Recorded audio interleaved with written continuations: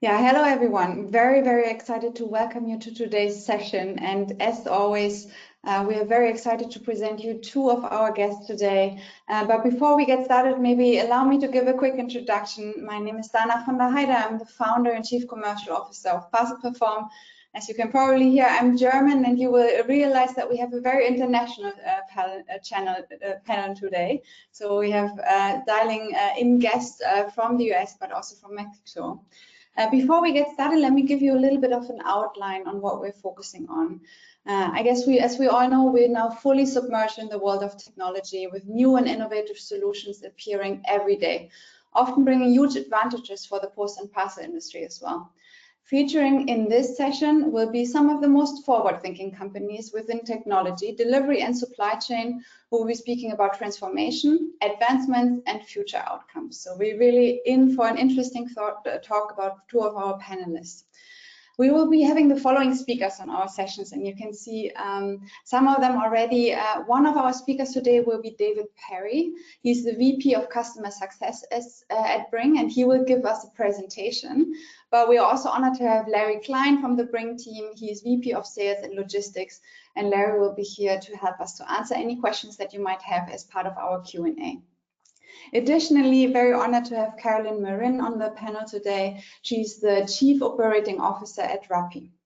So both of our speakers today will be giving us the individual keynote presentations, obviously one after another, and we will then afterwards come together for a 15 to 20 minutes Q&A session, which is a live Q&A at the end of the panel. Therefore, very important, we obviously really look forward to getting your questions as well. So while you're listening to the presentation, look out for the Q&A box in your control panel and feel free to address any questions to the speakers. If you like, I'm also happy to encourage you to address your questions directly to our speakers so we know whom to ask. All right, without further ado though, let's get started. First up presenting, as mentioned, we have David Perry, VP of Customer Success at Bring. I just learned David joined Bring not so long ago in December 2020. He leads Bring's postal sales organization that is obviously focused on ensuring the success for Bring's customers around the world, developing very innovative ways to deliver a very exceptional user experience.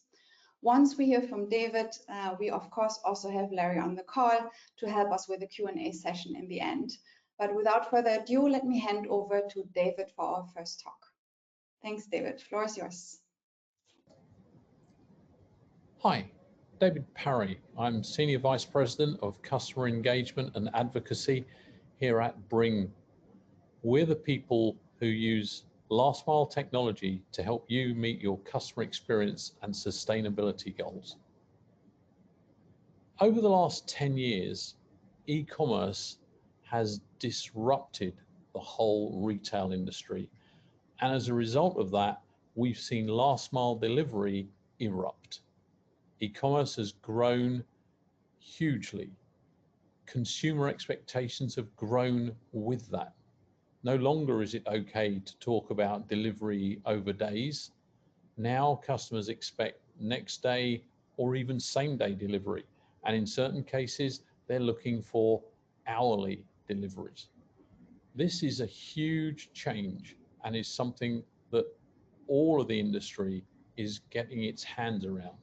And following the last year with COVID, what we're now seeing is an exponential growth in it. But last mile success hinges on customer experience. In 2019, it was enough to focus on speed. Could you get the delivery there the same day or at least the day after? As we moved into 2020 with COVID, what we then had was availability, making sure that we could meet demand that went through the roof in a matter of days. But as we move into 2021, those are not enough. Yes, you still need to be speedy, even quicker. Yes, you need to have 24/7 availability.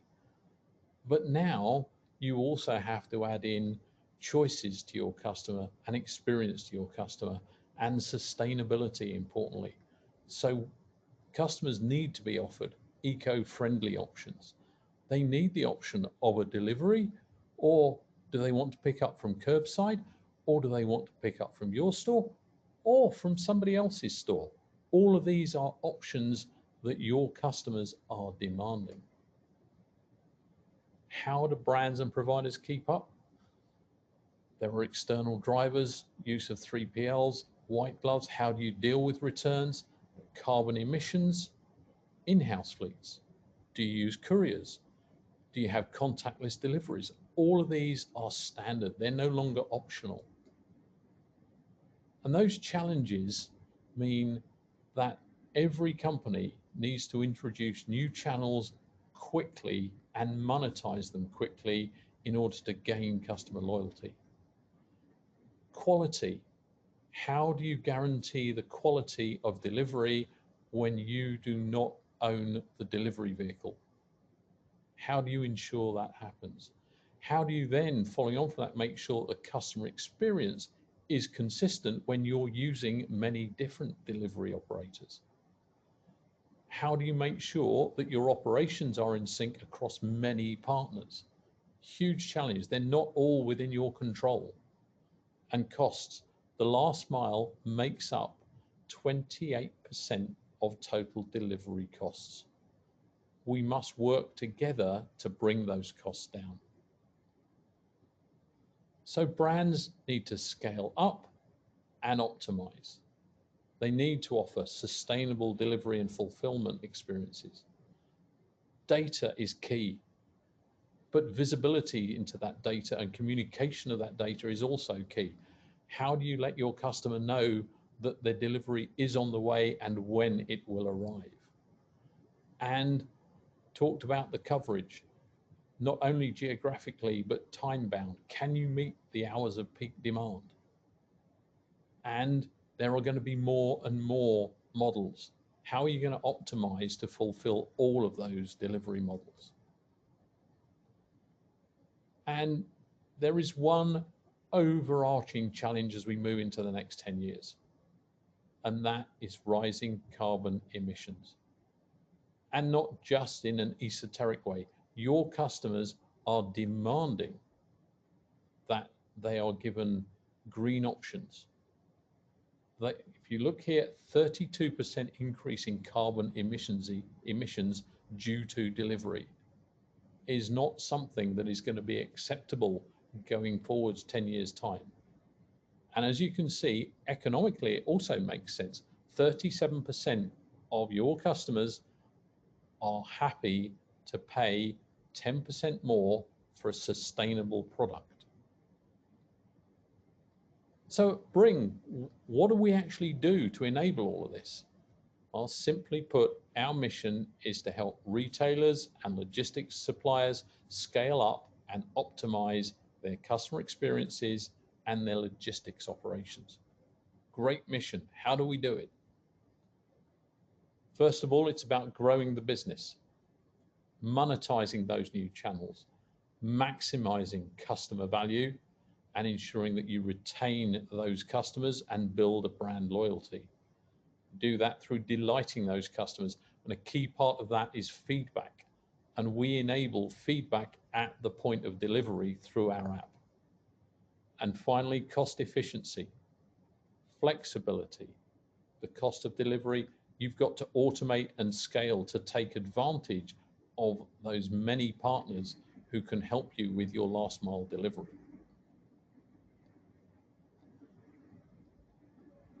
We're really looking from outside in at the customers, at the inventory, the drivers, the fleets, the orders.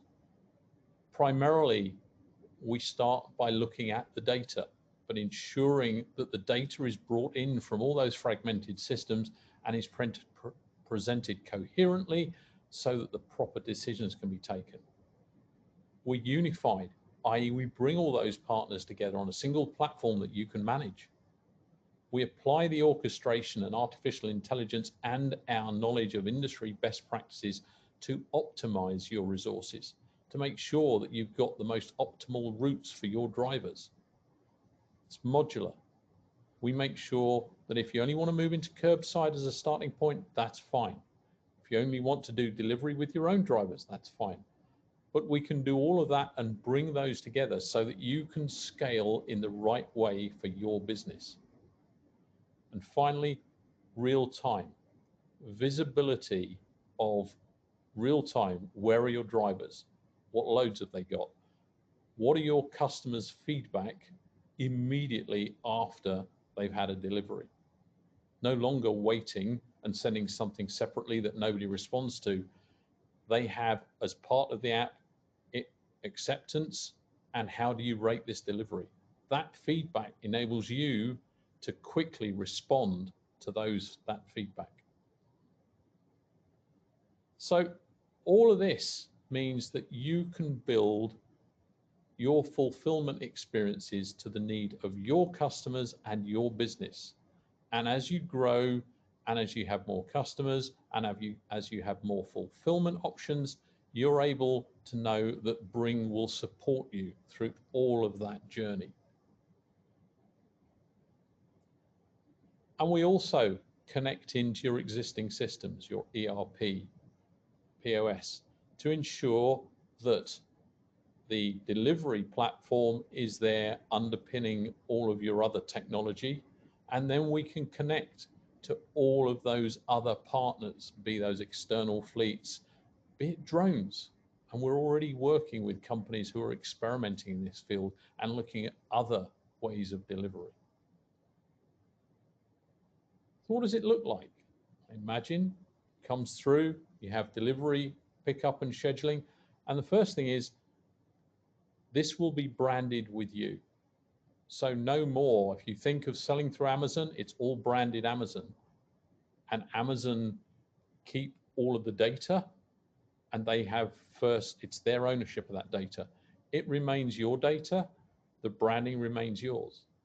You can then move into delivery planning, optimal routes, making sure that your drivers can take account of the best way of delivering to customers so that if it's food, it gets there in the necessary time so it's still hot. If it's refrigerated, making sure that it arrives before it's melted, okay? In the shop or the restaurant, you can do just-in-time preparation because you know when your delivery fleet will arrive. We can manage that handover to the customer, be that signature, be that contactless. And finally, we can do this for anything with a third PL, with your own drivers, with curbside, click and collect.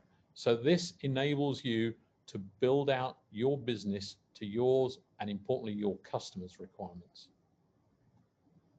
I'm going to go back to green because I cannot emphasize enough how important this is. Do your customers know the CO2 footprint of your delivery? Can you tell them that? More and more customers want to know and then want to make a choice on the greenest delivery. Do you know which of the fleets that you're using are the greenest? Be it they're electrical or be it they have larger vehicles that can do multiple deliveries with one vehicle as opposed to one vehicle per delivery. These are all things that are going to become increasingly important over the next few years. And giving you those tools enables, again, you to look at your business and your customers and grow to meet their requirements. Our delivery hub connects dozens of specialized providers of delivery systems and has eco-friendly options, enables you to control that, enables you to keep it all under your brand, which is absolutely key, and enables you to utilize many fleets, not just one. A couple of examples. We've worked with the logistics providers across the globe. And in this particular one, looking at 100% coverage in the USA, took a 6-month rollout, reduced their total cost to deliver by 5%, reduced the where is my order calls by 30%. And look at the bottom right there, 6 times shorter delivery time for on-time delivery windows was over 99%. In Europe, we've worked with leading retailers, and again, they have saved £3.3 million through automating dispatch and better carrier selection across those suppliers. And they've made a 20% savings on their total cost to deliver because of the data and automation that we are providing. And their fleet is rated amongst the highest for customer satisfaction in Europe. That's it from me. I'd just like to say thank you for your time today. And Larry, our Vice President of Sales, will be with you for any questions later on. Thank you very much.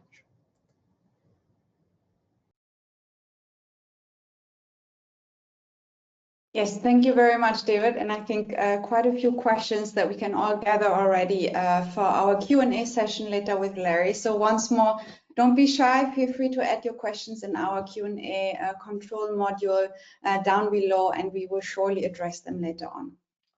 Next up, we have Carolyn Mandarin from Rappi. Carolyn is the Chief Operating Officer of Rappi, and she's based out of Mexico City. Previously, Carolyn worked at Uber for 3.5 years, and very excitingly and very impressively, I might say, first opening new countries for Uber Rides, where she launched Uruguay and Argentina, and later Uber Eats in Latin America. For the past 2 years, she was also the general manager of Uber Eats in Mexico. But before moving to the world of tech industry, Carolyn also worked in finance, first in investment banking in New York, later also in Buenos Aires, and now in Mexico City, dialing in for us to share a little bit on the development of Rappi's and the implication that it probably has on improving your last mile operations. With that, I'm lucky, and I think all of us, to be able to pass over to Carolyn now. Please go ahead. Very curious to learn more. Thank you so much for the introduction and for the space to share today a bit more about what we're doing at Rappi. So today I'll be sharing with you all a bit more about the innovation that Rappi is pioneering in the logistics space in Latin America. So first I'll begin by telling you all about what Rappi does, what Rappi is. So Rappi is really the everything store of Latin America. We refer to ourselves as a super app. For those of you who are familiar with some of the bigger delivery apps around the world, we're sort of like a combination of an Instacart or grocery delivery with a DoorDash or restaurant delivery, PillPack, like pharmacy delivery. We have a digital shopping mall or e-commerce section. We also have a digital bank and peer-to-peer payments, as well as a credit card product in several markets. So the idea is that we're really your home screen app where we can deliver anything to you in minutes. And we have the last mile logistics infrastructure to be able to deliver all of these different products and services to you. Actually, you can see here we even have a section of the app called Anything, where you can literally order anything you want on demand. Now, telling you a bit more about our scale and where we are, we're currently present in 9 countries throughout Latin America. We're in more than 200 cities throughout the region. And we're in the process of launching 50 additional cities. We've got over 11 million customers. We have more than 250,000 delivery couriers connected to the app, earning an extra income in the region. We've got over 150,000 vendors or partners, which are stores, restaurants, etc., that register and sell through the app. We've got around 5,000 direct employees throughout the different 9 countries in the region that you can see here on this map. And we've been fortunate to experience an over 20% month-over-month growth rate in the last 30 months. So talking a bit more about the opportunity that we see in the region. So Latin America, I know this is a global event, so not everyone has direct experience in Latin America. But when we look at Latin America, why is it such an interesting region? Well, it has a population of 646 million people and a very similar GDP per capita as China. As you can see here, the different countries in the region, how they compare. So we've got some countries like Chile and Costa Rica that have a higher GDP per capita. We also got countries like Mexico and Brazil, which are very close to where China is. And we have conditions very similar in the region where offline to online has exploded. So if we look at the number of cities in Latin America with a population of more than 300,000 people, we can see that there are actually more cities like that in Latin America, 200, than there are in China or India, and of course the US. When we look at population density, and this is particularly important because density really plays a key role in the profitability of delivery models, and above all, last mile delivery models. Obviously, if you have a higher density of stores, customers, and couriers, you can do shorter deliveries at a higher utilization rate with more drops per hour, which makes the whole model flow better. We can see that on a population density level, many of the cities in Latin America, the biggest cities like Sao Paulo, Mexico City, Bogota, are extremely dense. Sao Paulo denser than the major capitals we see in China and Hong Kong. But what are we seeing here? Why is the opportunity still so big? So you have these conditions in terms of population density. However, and we also see that smartphone penetration is quite high at 69% compared to China at 72% or India at 30%. However, we see that e-commerce penetration is still quite low when we compare it to China. So if you look at percentage of online sales in China, we see that it's about 25%.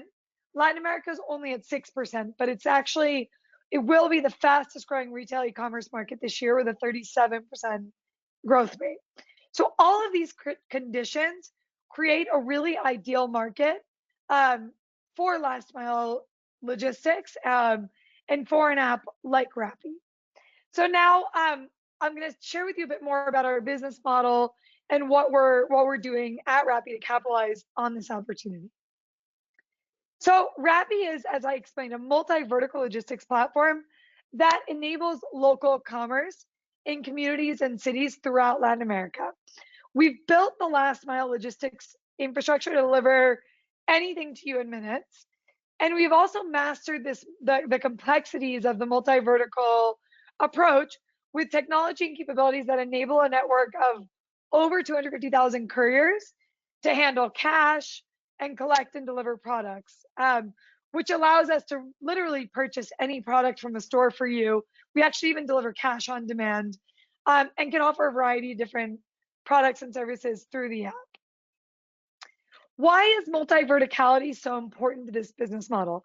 So when we look at multi-verticality, this enables high frequency of usage throughout the day. That means for our customers, they have more use cases and more reasons to be engaging with the app and opening up Rappi. And when we think about our couriers, they're higher utilized and more engaged throughout the day. So we can see, for example, at 7 a.m., maybe we see someone open up the app and order, eggs and milk because they didn't have the ingredients to make a quick breakfast from the convenience store. Then at 9 a.m., maybe they walk by their local coffee shop and want to pay with Rappi Pay with the QR code. At noon, they're ordering lunch. Well, noon, it kind of depends on what country you're in, but anywhere from noon to 3 p.m., they're ordering lunch from their favorite restaurants. At 2 p.m., oh no, you have a headache. You want to order some Tylenol through the app. Then at 3 p.m., maybe you want to pick out something from e-commerce. You need a new charging cable for your phone. 7 p.m., you're doing your grocery order. And at the end of the day, maybe you're gathering with friends and you want to order some beers or a bottle of wine. So we see that there's really use cases to be in the app and for our couriers to be delivering orders all throughout the day.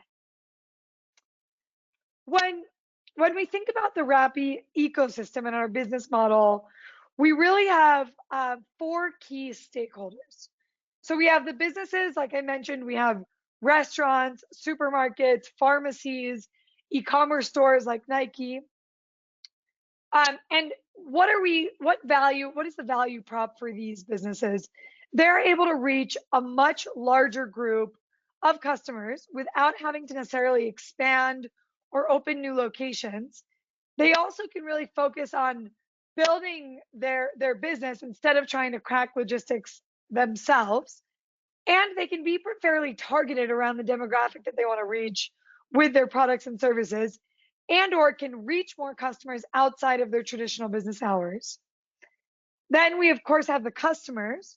And the value prop here is really that we're helping them to save time. When we look at our most loyal Rappi users, they're ordering Rappi 12 to 15 times a week because they're using us multiple times throughout the day, like I mentioned, to order everything from, they're cooking a recipe and they forgot the Parmesan cheese, to a large grocery order from Costco, to lunch from a restaurant, or a quick pharmacy order.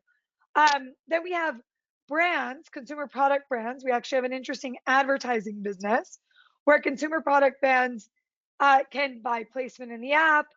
And this really works in a very fluid way with the type of businesses and services and products we're selling through the app. We also can target very well given the information we have around our customers. And then finally, of course, we have the couriers who are looking for additional income earning opportunities, which they can find through Rappi with total control and flexibility over their schedule.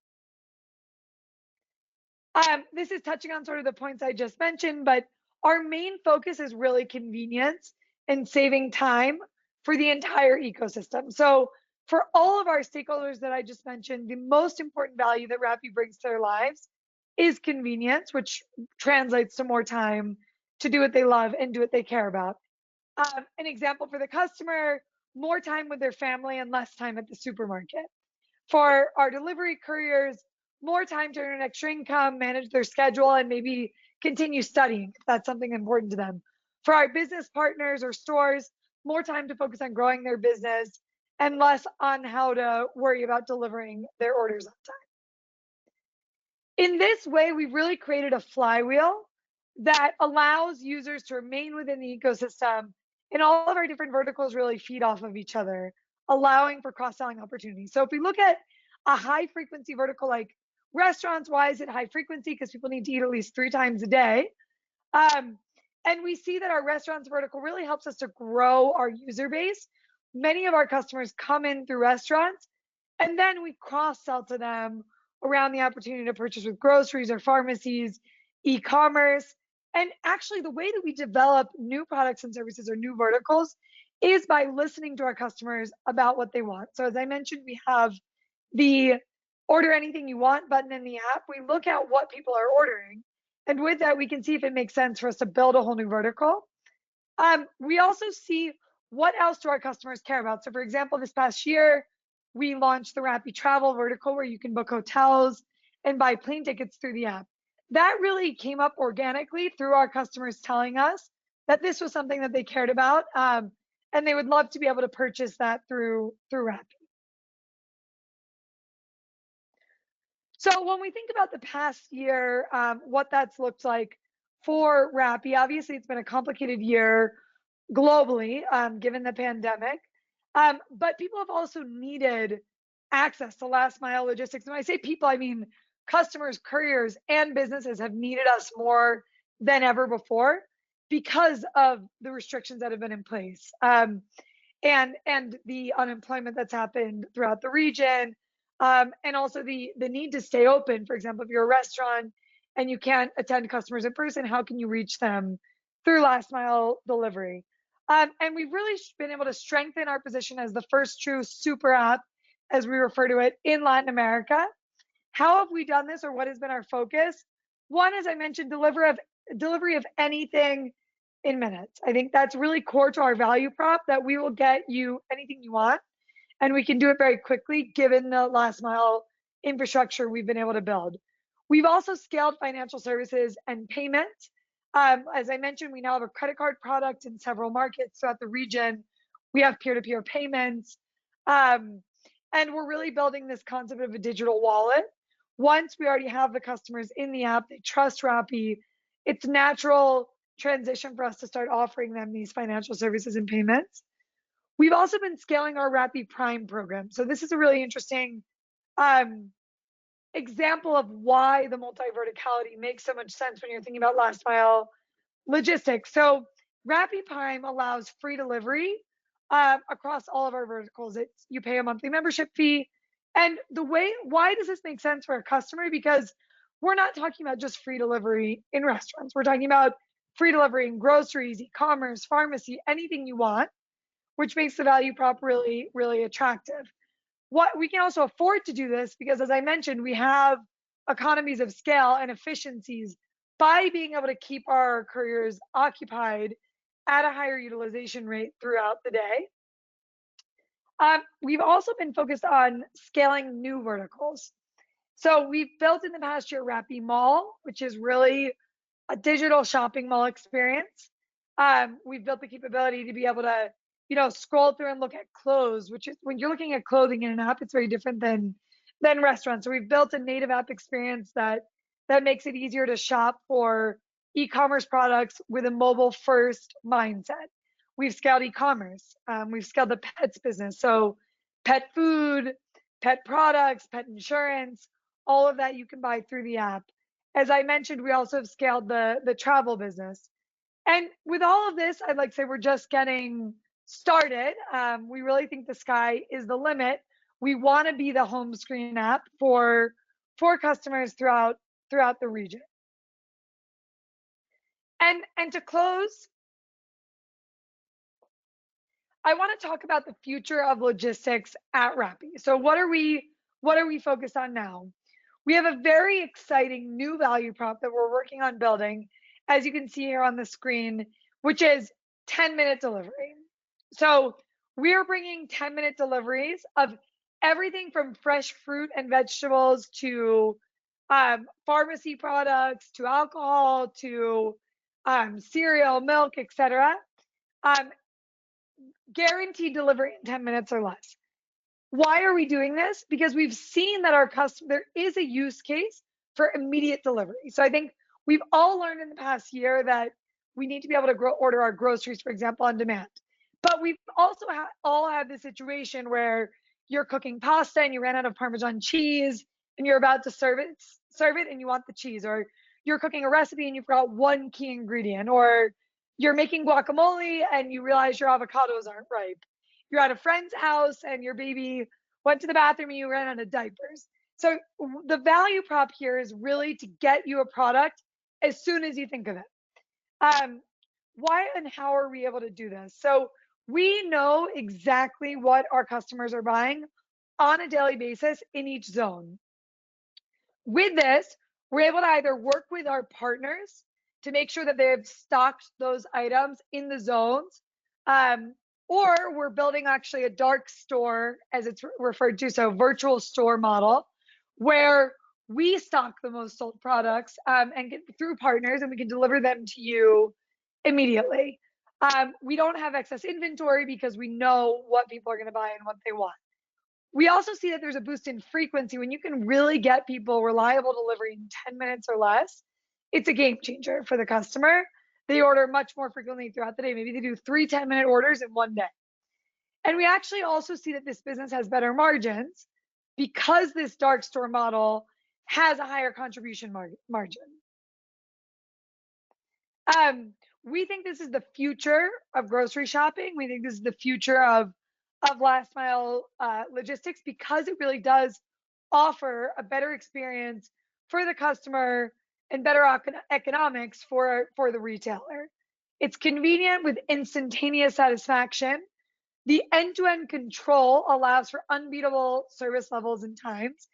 And because of these unbeatable service levels and times, we also see that there's a higher stickiness of service or much higher retention rates above traditional standard delivery services.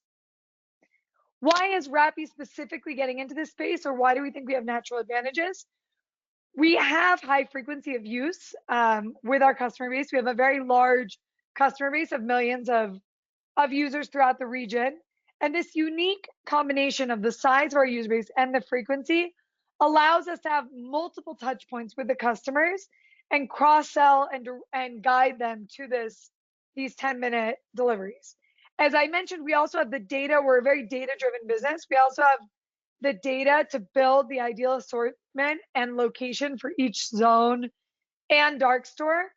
And we can move that inventory in a pretty dynamic way to always make sure we have the products and only the products that we know our customers care the most about. And we also have our existing courier fleet. We're able to give them short trips, create more density and higher utilization, which again is great for them, because if they can do more jobs per hour, they can earn more. and we can also charge our customers less. So there's this natural economy of scale you accomplish through the existing courier network with higher density. So that's a bit of where we see the future of last mile logistics going in the region and where we are excited to build this year. So with that, I will close out the presentation, and I'm looking forward to your questions. Thank you again for the space.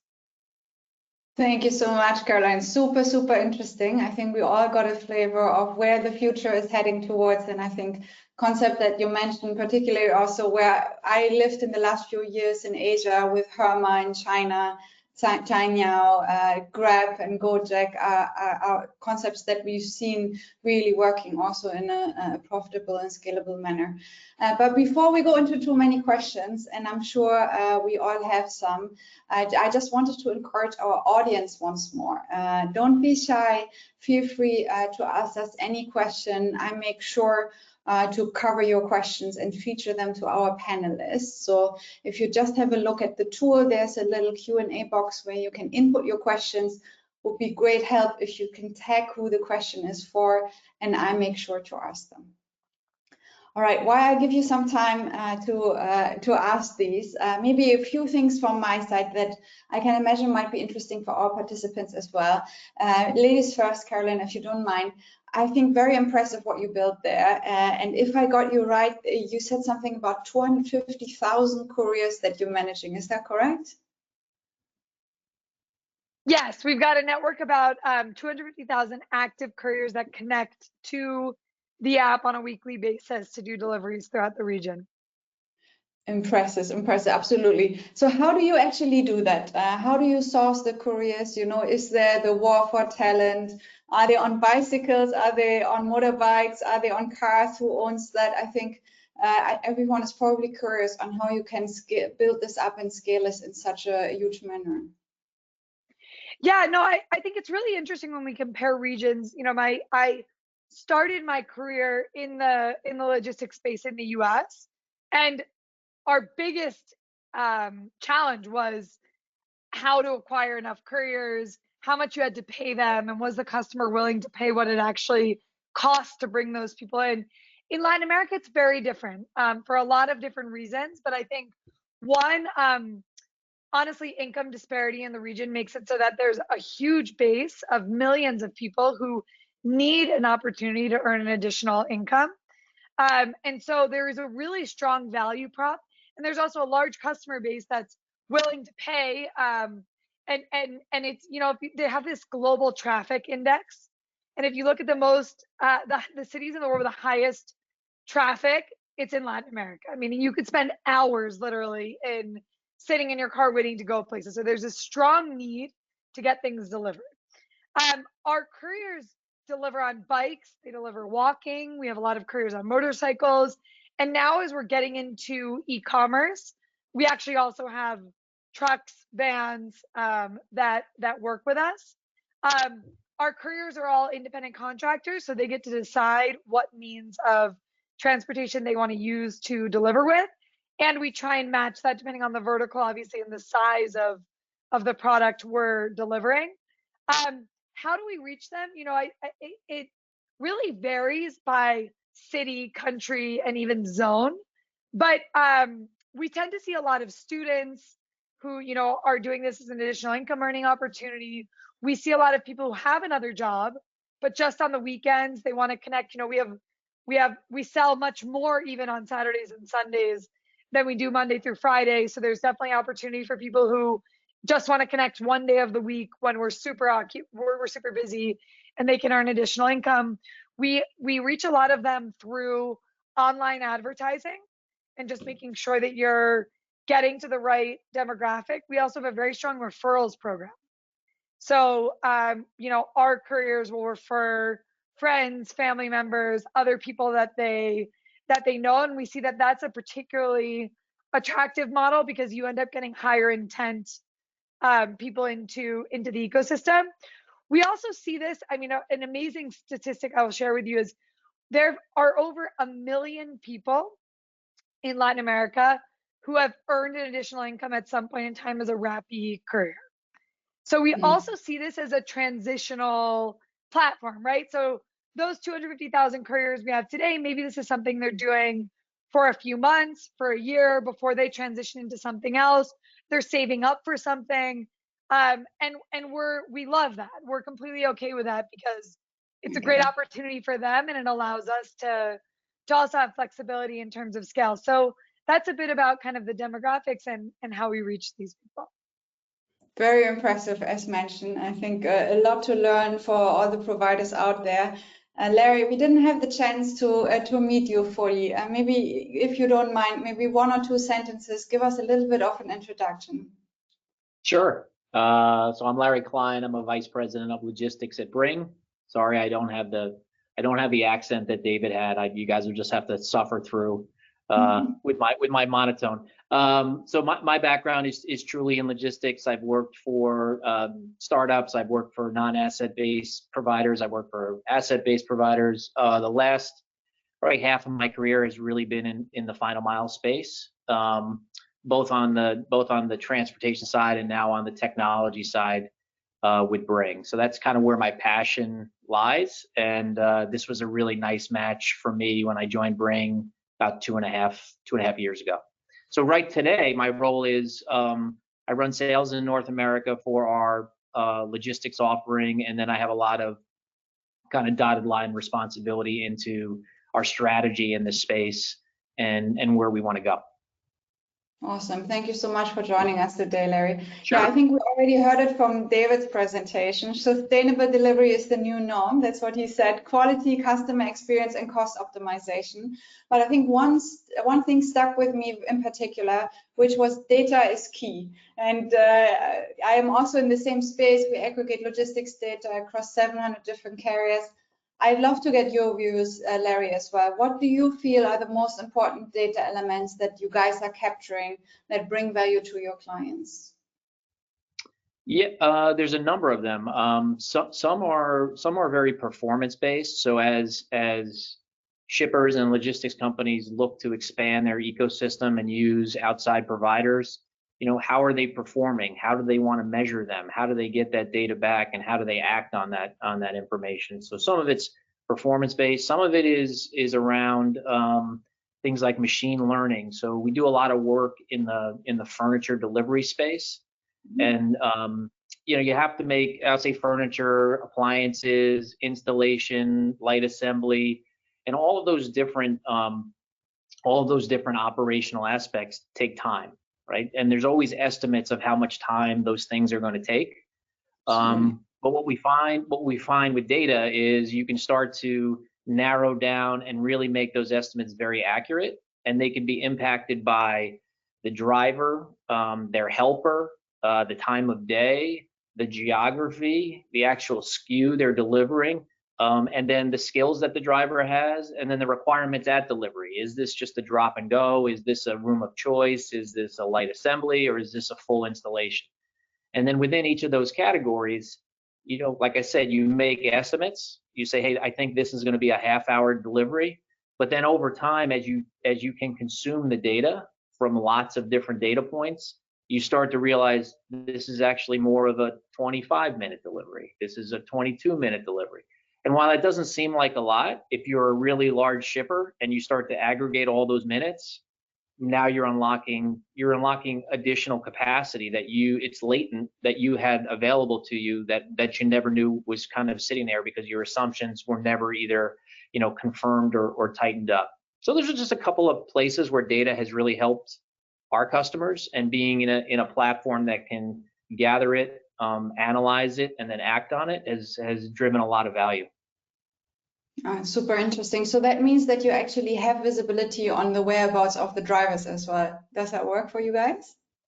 Yeah. So whether it's and we have a little bit of a different model. So if we're interacting with say a logistics provider or a shipper or retailer, it's normally a combination of what we call them fleets, but it's a combination of kind of models. So sometimes it's their own drivers, sometimes it's an independent contractor, sometimes it's a master contractor, sometimes it's an agent, and then sometimes it's an outsourced, crowdsourced fleet, right? So our goal is to normalize all of that, right? Our goal is because the consumer doesn't really care who's delivering. The consumer wants to be able to see when they're going to get their stuff, right? And then when you want to measure all of that, you don't want to have any black holes where you hand off to a fleet that doesn't have any connectivity, and we can't not only track them in real time, but also, back to your earlier point, take that data back in and really understand how they're performing. So that's a lot of the value that we provide, which is to give shippers and logistics companies the ability to have these disparate delivery ecosystems,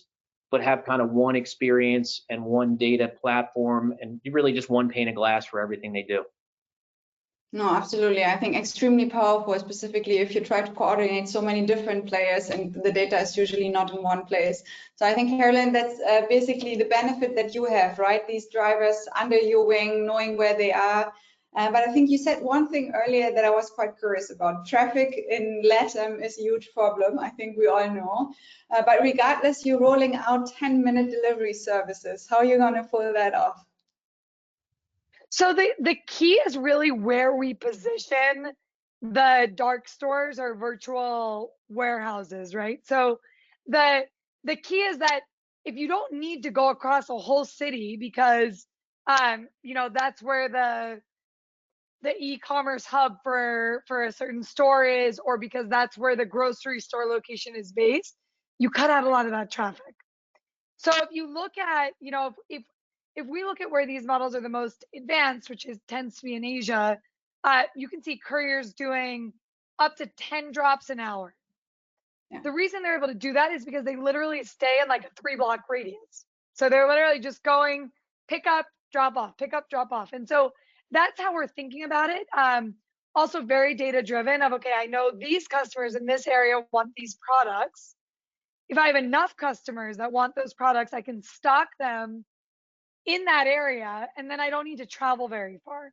So you get to avoid a lot of rather than having your couriers traverse large spaces in the city, you can really keep them in a zone, which is more convenient for them, and also is better for the customer because you can get your product much more quickly.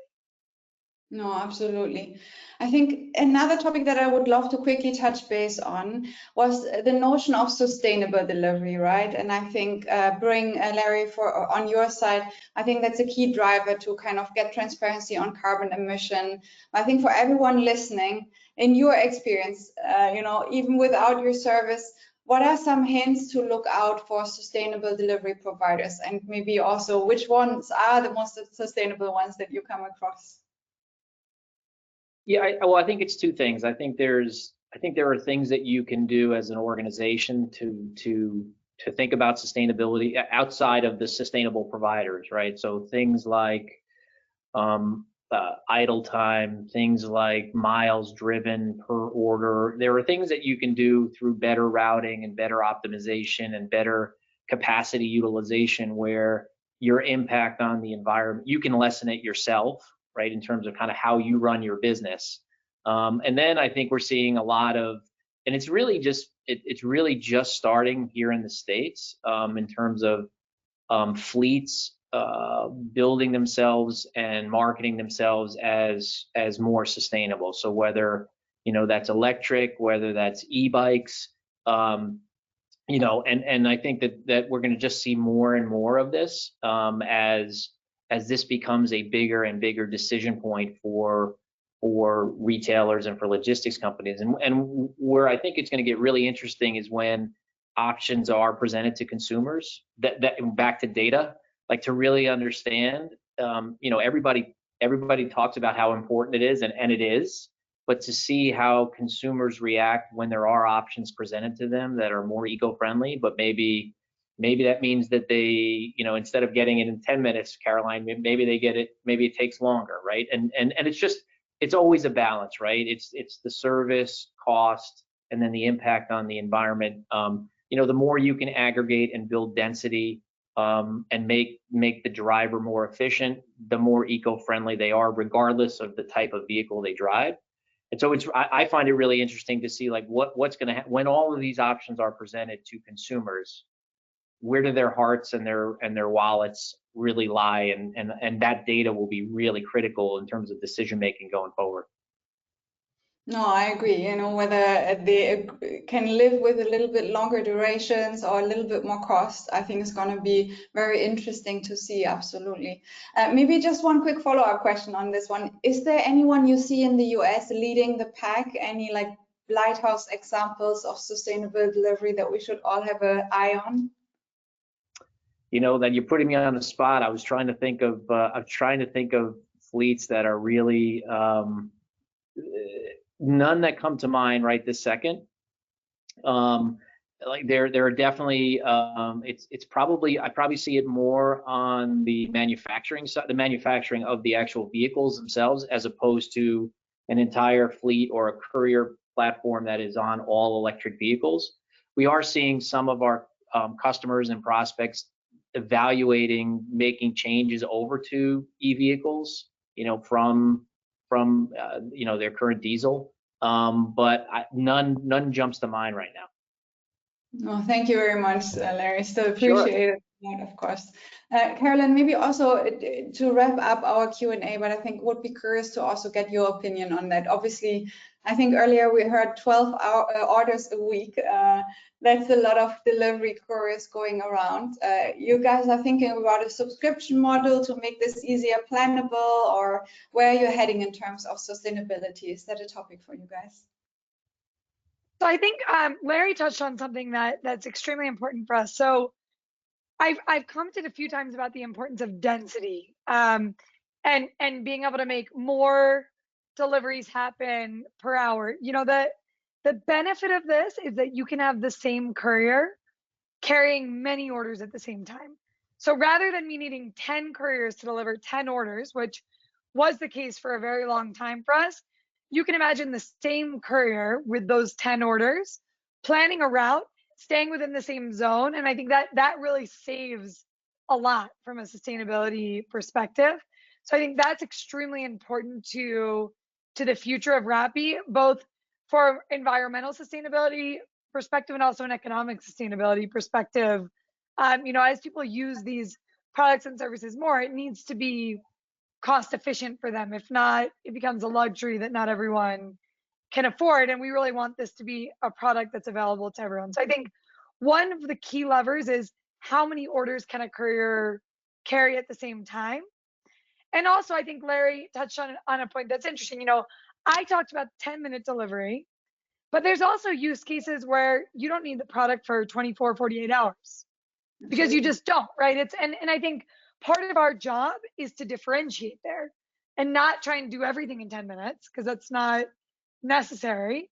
And, you know, we're starting to explore some models like group buying, or when people do really large purchases, you know, making sure you have every single item the person ordered is much more important than getting it to them in 10 minutes. And so the longer period of time we have to deliver, the more space it allows us to add more orders into that same route and be able to gather cost savings in that way. So I think that's definitely another key lever that's important to us. I think the other benefit we have is we have a lot of bicycles.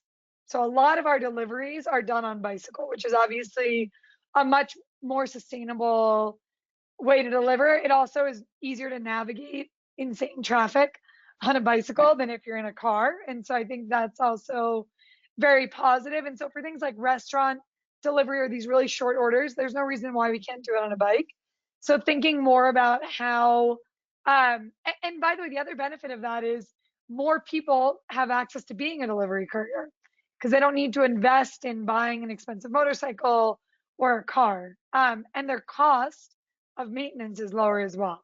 So I think that's another key lever for us as we think about making sure that we're taking care of the environment as we scale. And I mean, I think the last piece, which isn't so much specifically on the logistics, but I still think it's relevant, is packaging.